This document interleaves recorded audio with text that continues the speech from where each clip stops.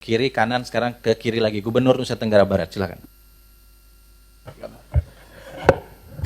Terima kasih Pak Ketua dan pimpinan Komisi 2 yang saya hormati. Kalau yang di sebelah tadi merasa seperti pulang kampung, kalau kami deg-degan karena pindah dari Komisi 1 ke Komisi 2. Jadi ini pertama kalinya bisa hadir di sini. Kami ingin menyampaikan terlebih dulu pimpinan gambaran mengenai, singkat saja mengenai NTB. Ada 4 potensi yang sangat besar di NTB. Sekretariatan itu NTB ini, itu Pak Melki itu. Ya, walaupun mirip-mirip anunya. NTB. Oke, coba.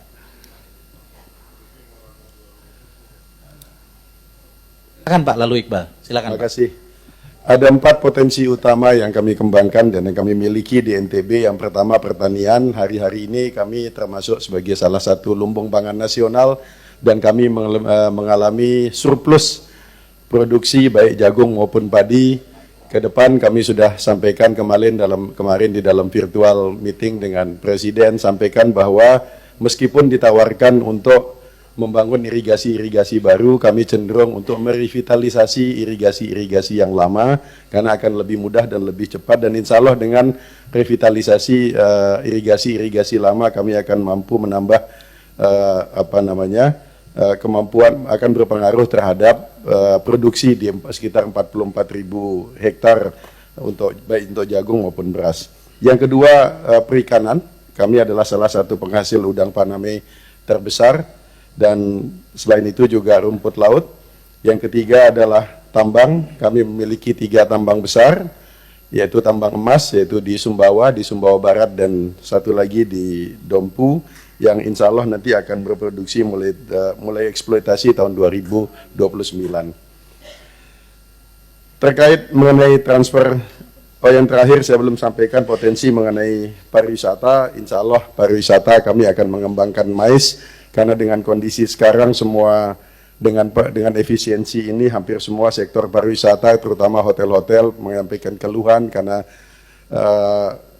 tingkat okupansinya sangat rendah, menurun sangat jauh. Salah satu cara untuk menghadapi itu adalah dengan menerapkan kebijakan MICE, Meeting, Incentive, Convention, and Event, yang itu kami upayakan sebulan sekali akan ada event besar yang akan dilakukan di NTB pada tahun ini, dan tahun depan per 2 minggu akan ada satu event besar, dan tahun ketiga per minggu akan ada event besar, sehingga dengan itu kita bisa mengisi gap akibat berkurangnya tingkat hunian hotel yang ada saat ini.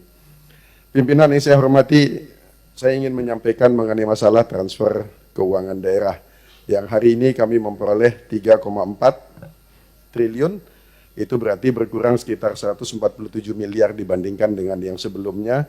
750 miliar belum ditransfer kepada kami, sehingga praktis yang kami kelola saat ini sekitar 2,7 miliar yang sudah kami kelola. Strategi ke depan untuk menghadapi penurunan ini mau tidak mau memang kami harus melakukan efisiensi, dan efisiensi itu sudah kami lakukan. Alhamdulillah hutang yang ditinggalkan dari tahun lalu hampir di atas 100 miliar sudah kami bayar. Kami melakukan penyisiran kembali anggaran-anggaran yang ada. Di sisi lain kami akan meningkatkan pendapatan. Kami akan melakukan perubahan pembenahan di Bapenda untuk memastikan bahwa kami bisa mencapai target pendapatan yang lebih baik. Ini nanti terkait dengan penjelasan saya dengan mengenai BUMD dan juga mengenai masalah kepegawaian. Terkait dengan masalah keuangan, transfer keuangan daerah ini, salah satu usulan yang ingin kami sampaikan kepada pimpinan dan juga Ibu Wamen ada di sini. Mudah-mudahan Ibu Wamen bisa mencatat ini. Terima kasih Bu Wamen atas pendahuluannya tadi. Adalah mengenai banyaknya regulasi-regulasi yang terkait dengan tata kelola transfer keuangan daerah. Menurut kami terlalu rigid, menurut kami yang baru 2 bulan menjadi gubernur. Ini aturan-aturan yang dibuat oleh Kementerian Dalam Negeri terlalu rigid, sehingga sangat menyulitkan di dalam tata kelola keuangan daerah. Saran kami adalah pengaturan sebaiknya sifatnya normatif, mengatur norma-normanya saja, sehingga pemerintah daerah bisa menggunakan uang itu sesuai dengan kondisi faktual yang ada di daerah masing-masing. Yang kedua, kami ingin sampaikan mengenai masalah BUMD. Saat ini kami memiliki 5 BUMD. Kami nggak bisa bilang bahwa kondisi BUMD kami baik-baik saja. Hari-hari ini kami sedang menata kembali Bank NTB Syariah. Kami memiliki Bank NTB Syariah dengan aset sekitar 16 miliar. Kita sudah menjalani KUB dengan Jawa Timur. Hari-hari ini lagi gonjang-ganjing, termasuk beberapa saat lalu kami termasuk terpengaruh oleh serangan cyber terhadap salah satu bank kami. Dan hari-hari ini kami sedang melakukan pansel, Pak. Pansel untuk merekrut mengganti seluruh pengurus yang ada. Kalau tadi disampaikan oleh Kang Dedi, tadi salah satu penyakitnya BUMD itu kan adalah jadi penampungan tim. Kami berkomitmen bahwa yang akan mengelola bank daerah kami nanti adalah mereka yang profesional. Kami menggunakan headhunter untuk mencari profesional-profesional untuk mengelola bank kami nanti insya Allah. Dan setelah itu nanti kami akan melakukan integrasi vertikal. Kami saat ini punya bank NTB Syariah dan juga memiliki BPR NTB Syariah.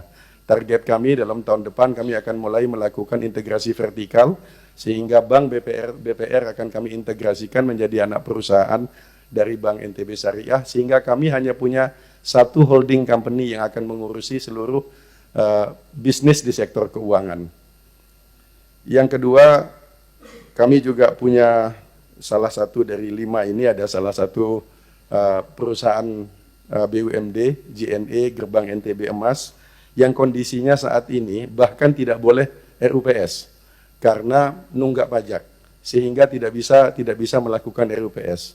Insya Allah kami sudah melakukan konsultasi dengan DPRD dan tim di pemerintah Provinsi NTB. Dalam waktu dekat kami akan melakukan restrukturisasi sehingga kedepannya JNE BUMD ini akan difokuskan ke bidang tertentu. Di luar itu, kami ingin sampaikan kepada pimpinan bahwa kami sudah mulai melakukan konsultasi dengan DPRD bahwa dalam waktu dekat kami akan mengusulkan pendirian yang kami sebut NTB Capital.